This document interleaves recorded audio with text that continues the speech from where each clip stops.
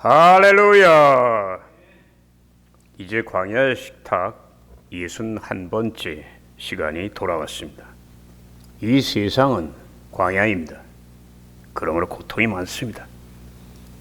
그러나 성경은 말씀하시기를 만약 하나님의 자녀들이 하나님과 동행하기만 한다면 반드시 광야는 축복의 땅으로 바뀐다고 말씀하십니다.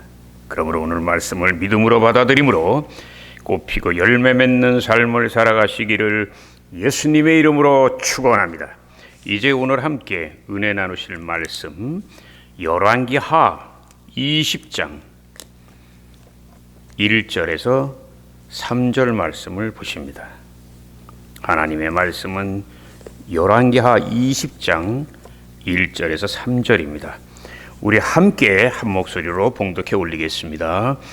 그때에 히스기야가 병들어 죽게 되매 아모스의 아들 선지자 이사야가 그에게 나와서 그에게 이르되 여호와의 말씀이 너는 집을 정리하라 내가 죽고 살지 못하리라 하셨나이다. 히스기야가 낯을 벽으로 향하고 여호와께 기도하여 이르되 여호와여 구하오니 내가 진실과 전심으로 주 앞에 행하며 주께서 보시기에 선하게 행한 것을 기억하옵소서 하고 히스기야가 심히 통곡하더라. 아멘. 저는 오늘 이 시간 함께 봉독한 말씀을 중심으로 해서 기도와 보배로운 세 가지 영성이란 제목으로 은혜의 말씀을 나누고자 합니다. 성경에 기록된 모든 기도는 각각 다른 상황에서 드려진 것입니다. 그러므로 기도의 특징을 몇 가지로 구분한다는 것은 결코 쉬운 일이 아닙니다. 그러나 우리는 몇 가지 특별한 기도를 통하여 감동적인 기도의 특징과 영성을 발견할 수 있습니다. 과연 그것은 무엇인가? 성경의 대표적인 기도 몇 가지를 중심으로 함께 살펴보므로 은혜를 나누고자 합니다. 첫째로 엘리야 선지자와 갈멜산의 영성입니다. 열왕기상 18장을 보면 엘리야의 기도의 모습이 기록되어 있습니다. 이스라엘 민족이 너무나 우상 숭배에 깊이 빠져 그러므로 하나님 징계 그래서 3년 반 동안 극심한 기근을 겪게 됩니다. 그 결과 백성들의 삶은 매우 비참해지죠. 그러므로 엘리야는 이 큰 고통의 원인인 우상을 척결하기 위하여 바알과 아세라의 선지자 850명을 갈멜산에 부른 뒤에 영적 전쟁을 벌립니다. 그 핵심은 한 가지였어요. 과연 하나님이 진짜 신이신가? 아니면 그들이 섬기는 우상들이 진짜 신인가? 그 포인트는 불로 응답하시는 신이 과연 누구인가? 거기에 따라 결정되는 거죠. 그래서 먼저 바알 선지자들이 간절히 나름대로 기도합니다. 아침부터 저녁까지 자기들의 신을 부릅니다. 근데 이상하게 응답이 없어요. 그러니까 칼로 몸을 찌르기까지 합니다. 그러나 죽은 신이 결코 대답할 수는 없는 거죠. 그러므로 이제 엘리야 선지자가 간절하게 기도합니다. 놀랍게도 하나님이 불로 응답하십니다. 그러므로 누가 참된 신인가 분명하게 증명되었어요. 결국 엘리야는 우상을 섬기던 거짓 선지자들은 모두 죽임으로 하나님께 큰 영광을 돌리고 이스라엘에는 축복의 소나기가 내린 걸 믿으시기를 주의 이름으로 축원합니다.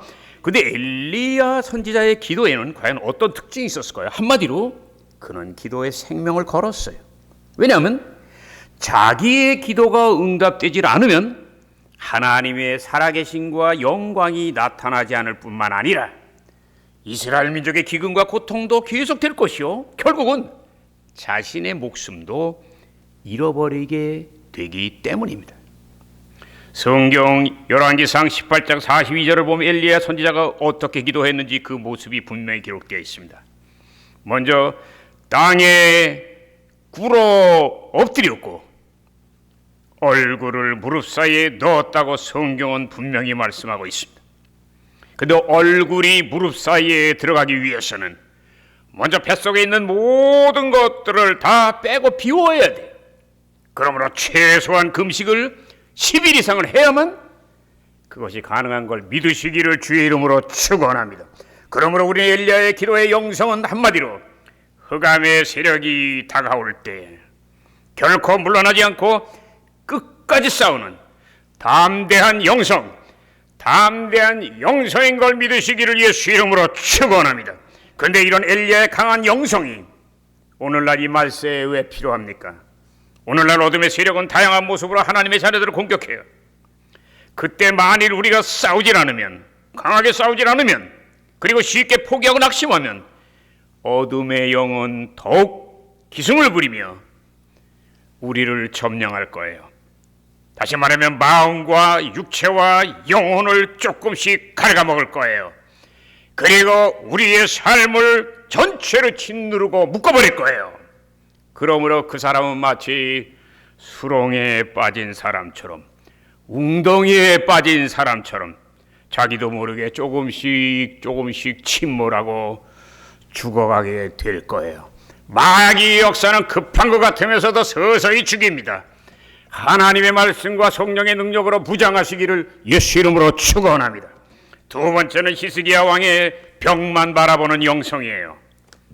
열왕기하 20장 1절에서 2절을 보면 히스기야 왕은 갑자기 죽을 병에 걸립니다. 그런데 놀라운 사실은 히스기야 왕이 결코 하나님을 원망하거나 낙심하지도 않아요.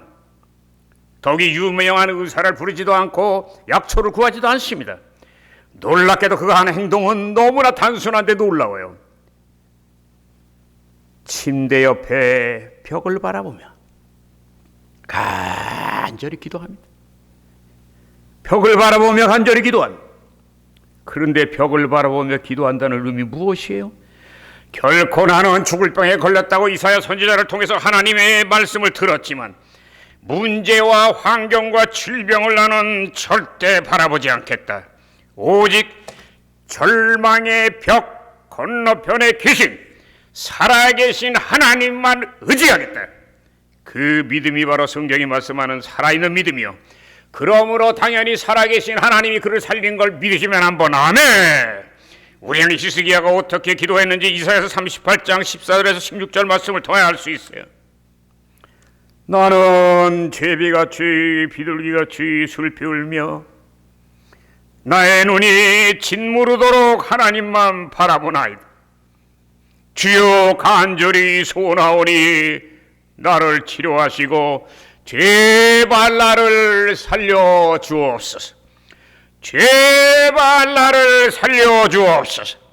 히스기야는 하나님을 경외한 귀한 왕이요, 그럼에도 불구하고 그는 지금 기가 막힌 고통 속에서 평소에 내가 얼마나 헌신했는데요 하면서 자랑도 하지 않고 교만도 하지 않고 오히려 자신을 끝없이 낮춘 채로 자기를 천하의 미물인 집이나 학같이 자기 자신을 완전히 낮추면서 더욱이 하나님의 기쁜 뜻은 자기도 알 수 없어요. 그러므로 눈물로 통곡하며 간절히 기도. 그러므로 하나님이 그 눈물을 보시고 그 기도를 들으시고 그 믿음을 보시고 신속하게 내 믿음대로 될지어다 기적이라는 걸 믿으시기를 주의 이름으로 축원합니다. 우리는 그 사실을 열왕기하 20장 4절 말씀을 통해 알 수 있어요. 이사야 선지자가 성읍 가운데에 도착하기도 전에 하나님의 응답의 말씀이 임하였더라. 하나님의 응답의 말씀이 임하였더라. 그런데 예루살렘 성은 결코 큰 성이 아니에요.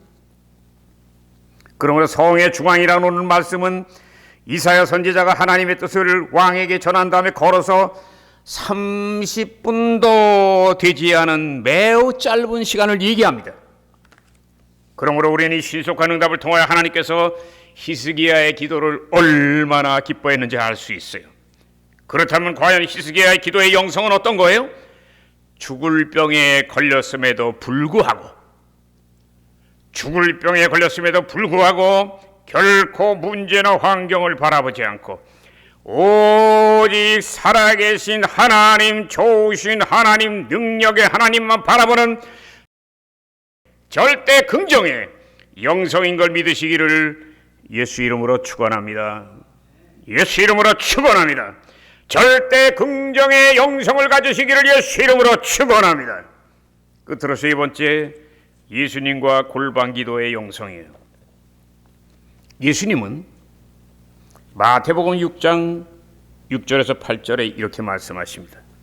너는 기도할 때 골방에 들어가 은밀하게 네 아버지께 기도해라. 이방인처럼 중언부언하지 말아라. 하나님은 너희가 기도하기 전에 너희에게 필요한 것을 모두 아시느니라. 이 짧은 기도 안에는 기도의 핵심이 모두 들어있어요. 하나님을 아버지로 생각하고 친밀하게 다가가라. 사람에게 보이려고 기도하지 말고 하나님께만 집중해라. 말을 많이 하려고 하지 말고 마음을 쏟아놓는 기도를 해라. 하나님께 일도일로 나가 무릎을 꿇어라. 그리고 하나님의 뜻을 살피고 하나님의 음성을 듣기를 힘써라.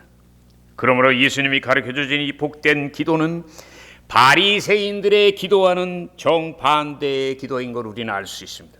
그러므로 이런 기도를 드리는 성도에게는 오늘날도 천국이 임하고 하나님의 뜻이 하늘에서 이루어진 것 같이 그 사람의 생애 속에 이루어질 걸 믿으시기를 주의 이름으로 축원합니다. 성경을 보면 예수님은 그런 기도를 많이 하셨어요. 마가복음 1장 35절에 보면 성경은 말씀하시기를 새벽에 예수께서 일어나 한적한 곳에 가서 기도하시니라.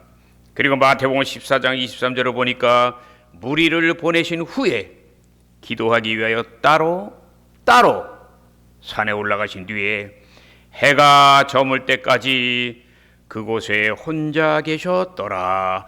믿으시기를 주의 이름으로 축원합니다. 믿으시기를 주의 이름으로 축원합니다.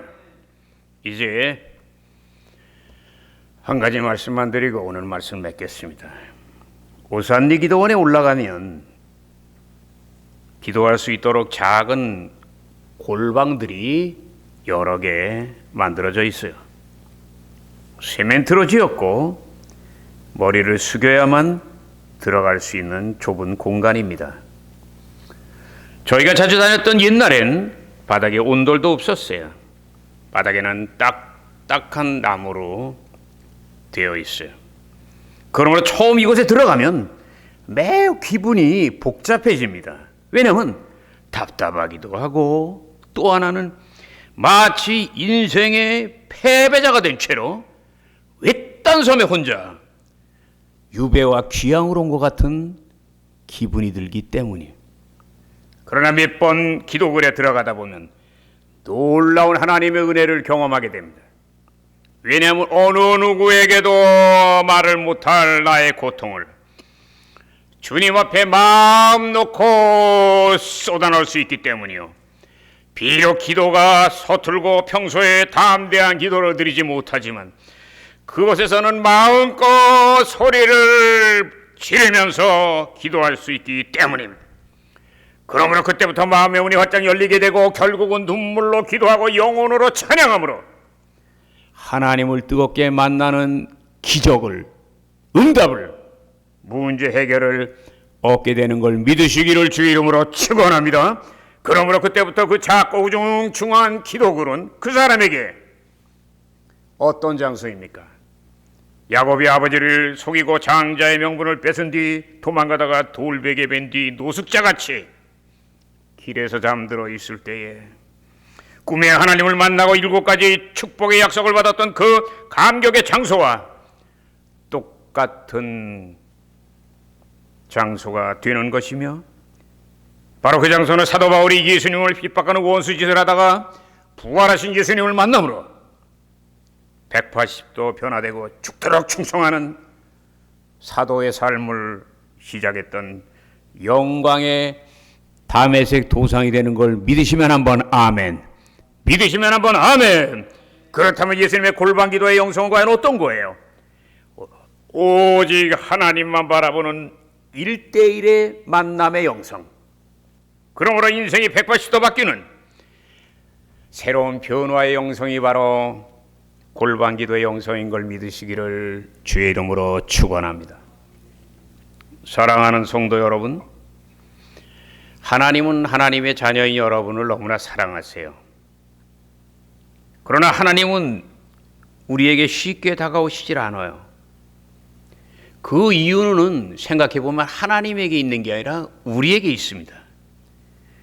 왜냐하면 잘 믿다가 우리는 연약해서 어떤 고통이 오면, 삶에 큰 고통이 다가올 때 쉽게 낙심해요. 그리고 쉽게 원망합니다. 그리고 하나님 앞에 정작 간절히 기도해야 되는데 기도하지 않아요. 그러나 만일 우리가 그때 그 고통 속에서 원망하고 낙심하고 기도를 포기하는 게 아니라 오히려 역으로 엘리야처럼, 히스기야처럼, 예수님처럼 생명을 걸고 간절히 기도한다면 하나님은 반드시 여러분의 그 복된 믿음의 그릇 위에 잔이 넘치는 영광과 축복과 승리와 은혜로 기쁨으로 채울 걸 믿으시기를 예수 이름으로 축원합니다. 예수 이름으로 축원합니다.